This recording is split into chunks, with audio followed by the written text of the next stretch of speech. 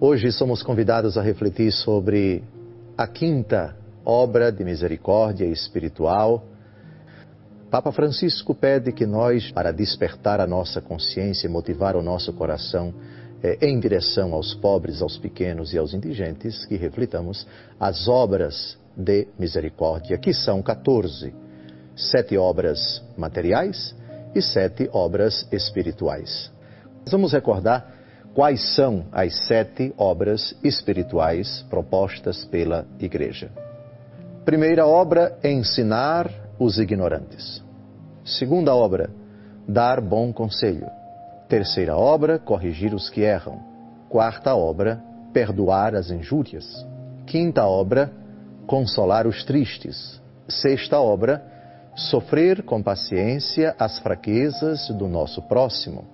Sétima obra, rezar a Deus por vivos e defuntos. Pois bem, quinta obra, consolar os tristes. Tristeza, uma condição existencial desfavorável que atinge-nos a todos, mais cedo ou mais tarde, na nossa vida. As causas da tristeza são tantas, e são de natureza pessoal, de natureza familiar, de natureza social. São provocadas por fatores alheios à vontade humana, outras são provocadas por nós mesmos, outras são provocadas pelos nossos semelhantes. Outras são até permitidas por Deus, algumas são queridas por Deus, pois há uma tristeza que agrada a Deus. Segundo aos Coríntios, capítulo 7, versículo 10, tristeza segundo Deus é aquela que produz um arrependimento salutar, do qual ninguém se arrepende. É a tristeza que é a consciência da gravidade do nosso pecado, que traz consigo o sincero arrependimento e o propósito de não mais voltar a pecar, de levantar-se e converter-se a Deus, de abraçar a palavra do Senhor, a qual vínhamos desobedecendo. A tristeza tem graus, tem intensidades diferentes, de acordo com a pessoa, com o contexto, com a situação, com a circunstância, com o momento, etc. E não cabe a nós entrar nesses detalhes, mas vamos pegar a tristeza como um dado que atinge a todos. E aquilo que Deus prepara para o entristecido, para o que não tem motivação para sorrir, para se alegrar, por meio dos seus semelhantes, Deus vai ao encontro desta pessoa para consolá-la. Mas o que é consolo, segundo a Bíblia? Penso que algumas pessoas têm uma noção equivocada de consolo. Consolo não tem por finalidade, diga-se logo no início, de dizer aquilo que a pessoa está querendo ouvir. O critério do consolo não é o que a pessoa quer, mas o que a pessoa precisa ouvir. Mas, afinal de contas, o que é que cada pessoa que está triste precisa ouvir? Em síntese, a verdade. Não temos o direito de, em nome de um estado emocional desfavorável, movidos pela boa intenção de consolar a pessoa segundo critérios, nós cristãos, segundo critérios que estejam fora de Cristo. Critérios que não se coadunem com o ensinamento de Cristo. Critérios que não correspondam à vontade de Cristo. O cristão é discípulo de Cristo. Se consolar é uma vocação, se consolar é um chamado do Senhor para nós perante aquela pessoa que está triste. Nós somos chamados a ser mediadores de Cristo. Por nosso intermédio, Deus fala, Deus opera, Deus consola, Deus instrui. E se somos instrumentos de Deus, não temos o direito de consolar fora dos critérios de Deus. Mas e o próprio Jesus Cristo? Ele consolou inúmeras vezes. Aliás, a sua simples presença no meio dos homens, para nós, é um consolo tanto Deus amou o mundo que enviou o seu Filho, para que todo o que nele crê não pereça, mas tenha a vida eterna. Jesus é o consolo do Pai para os homens. Jesus é a certeza de que o Pai não abandonou a humanidade. Este é o meu Filho muito amado, em quem se encontra o meu bem-querer, ouvi-o. Por meio do Filho, o Pai nos consola, o Pai nos instrui, o Pai nos educa.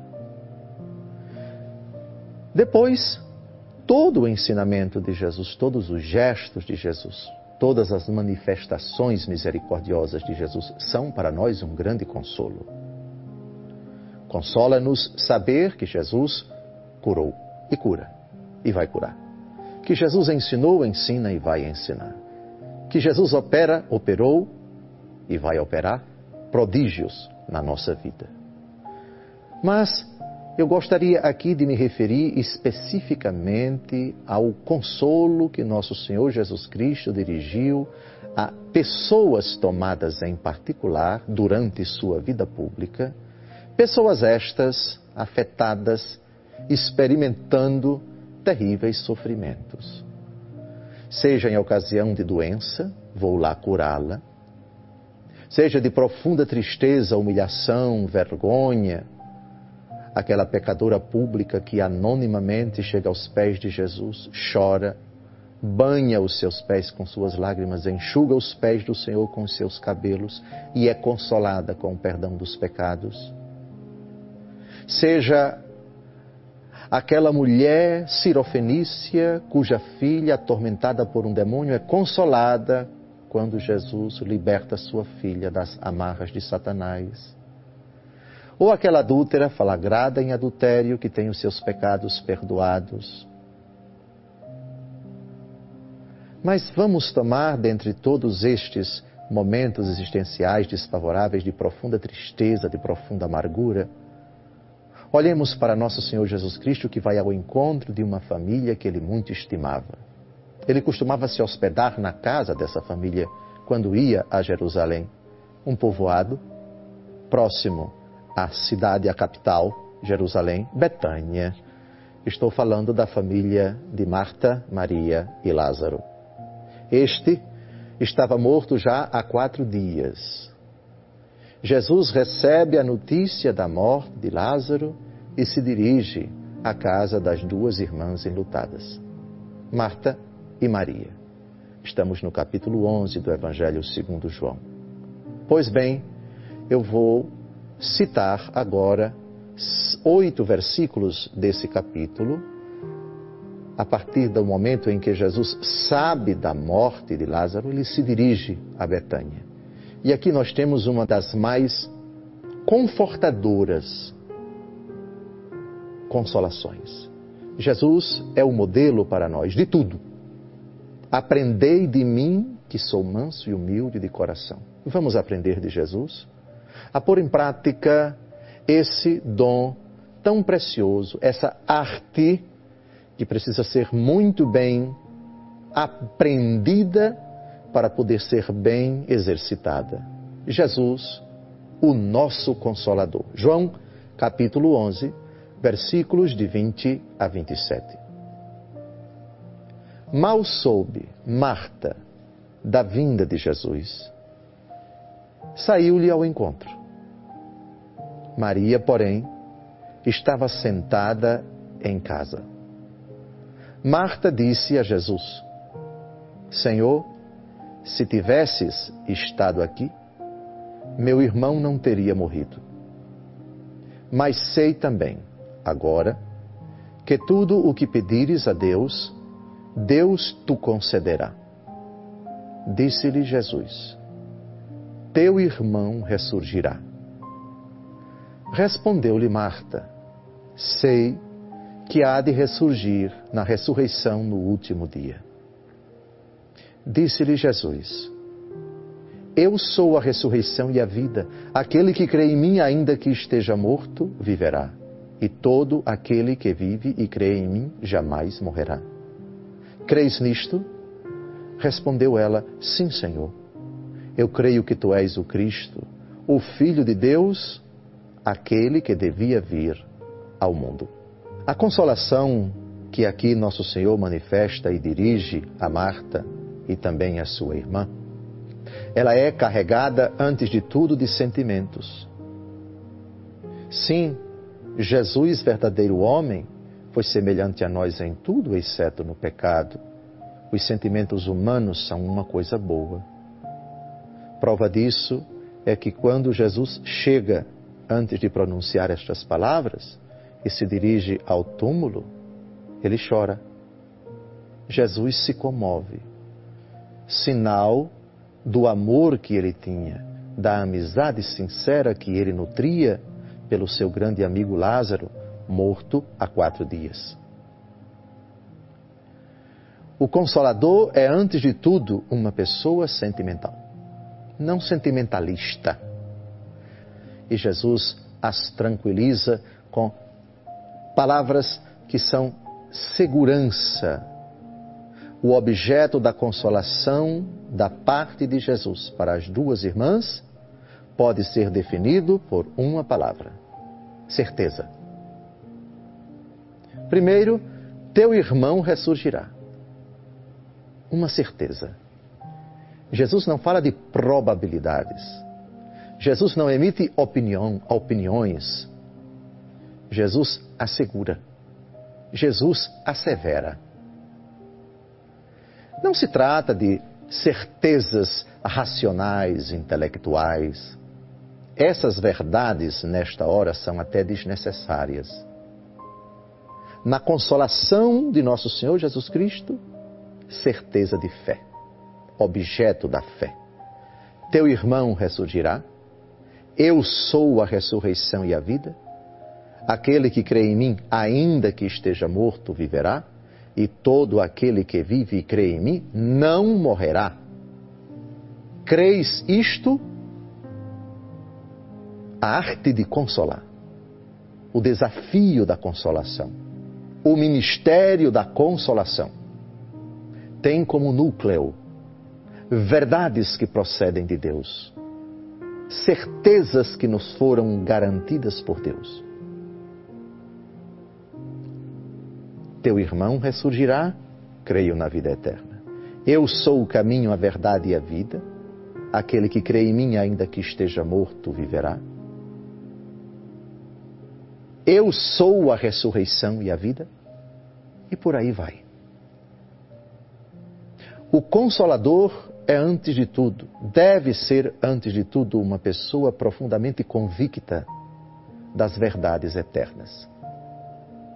Sobretudo, as verdades que se referem ao que virá, que se referem ao futuro nesta terra e se referem à eternidade. Evidentemente, portanto, o dom da consolação está intrinsecamente ligado à virtude teologal da esperança. Pela virtude teologal da esperança, nós aguardamos e desejamos a vinda de Deus mesmo e o cumprimento de sua promessa e a realização dos seus oráculos, daquilo que ele anunciou que aconteceria. O dom da consolação, bem exercido, tendo essas premissas observadas e praticadas, é também causa de felicidade para aqueles que ouvem, que são objeto da consolação. Vocês se lembram, no Sermão da Montanha, precisamente no capítulo 5 do Evangelho segundo Mateus, versículo 4, Jesus diz: bem-aventurados os aflitos, porque eles serão consolados. Reparem que tarefa bonita do Consolador. Levar o consolo para aquele que está aflito, e isso significa levar a felicidade para ele. Porque ele se torna feliz. Feliz porque é consolado. A sua aflição tem um alívio, tem um conforto. Ela é como que objeto desse refrigério que é a consolação, que é dom do Espírito Santo. Outro detalhe muito curioso nesse argumento é que Deus ordinariamente se utiliza de pessoas outrora tristes, que foram consoladas, para que elas, uma vez consoladas, consolem as outras. É simplesmente admirável a história, a aventura humana. Por vezes a tristeza assola o nosso coração e sentimos a necessidade de sermos consolados por outros. Os outros vêm e nos consolam. Ou de forma mais ampla, Deus nos consola, seja diretamente, seja indiretamente. Imediatamente Ele mesmo nos consola na oração, na leitura da palavra de Deus. Ou nos consola por meio de instrumentos que Ele coloca na nossa vida. Pessoas cheias de Deus, que geralmente já passaram pelo que passamos, já suportaram, talvez muito mais, aquilo que estamos suportando, e são instrumentos de Deus para nos consolar. Neste sentido, a tristeza que experimentamos, ela se torna providencial. Deus sabe tirar da tristeza, da qual Ele não tem nada a ver, não é o culpado, para uma vez experimentando a consolação, nos tornemos também instrumentos para consolar os outros. Sobre isso, temos um texto maravilhoso da segunda carta aos Coríntios, lá no capítulo 1, versículos de 3 a 6. Esse texto é clássico, é imprescindível para que nós compreendamos por que Deus ordinariamente se utiliza de pessoas outrora entristecidas, mas hoje consoladas, para elas serem instrumentos para consolar os outros. Segundo aos Coríntios, capítulo 1, versículos de 3 a 6.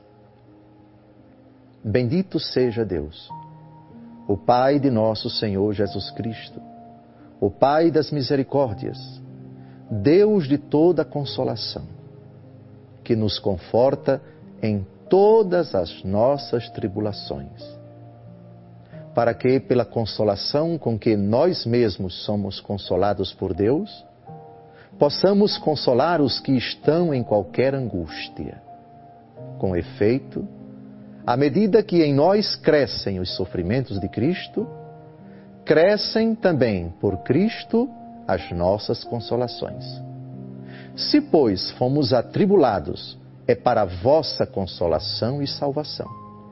Se somos consolados, é para a vossa consolação, a qual se efetua em vós pela paciência em tolerar os sofrimentos que nós mesmos suportamos.